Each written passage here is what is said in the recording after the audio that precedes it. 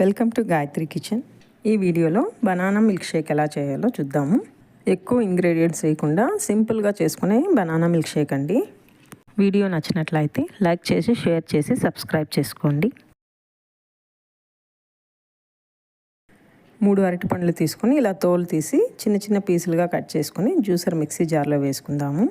ఈ milk shake బాదం పప్పు, జీడిపప్పు, తేనె వేసుకుంటే ఇంకా టేస్ట్ చాలా బాగుంటుందండి. నేను ఇక్కడ సింపుల్ బనానా మిల్క్ షేక్ చేస్తున్నాను కాబట్టి అవి ఏమీ వేయలేదు. చక్కెర 5 స్పూన్లు వేసుకోవాలి. ఒకవేళ చక్కెర సరిపోలేదంటే మళ్ళీ మనం బ్లెండ్ చేసేటప్పుడు ఒకసారి టేస్ట్ చేసి కూడా వేసుకోవచ్చండి. పాలు ఒక పెద్ద గ్లాస్ తీసుకోవాలి. పాలు ఇవి ప్యాకెట్ పాలండి. ఇది ప్యాస్చరైజ్ చేసి పెట్టుంటారు కాబట్టి నేను డైరెక్ట్గా తీసుకుంటున్నాను. అదే మనకు ఫ్రెష్ పాలు అయితే కాచి చల్లార్చిన పాలు తీసుకోవాలి.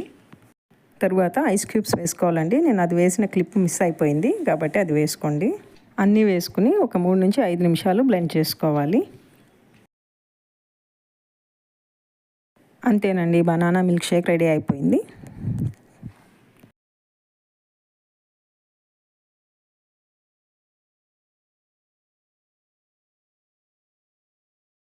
Thanks for watching.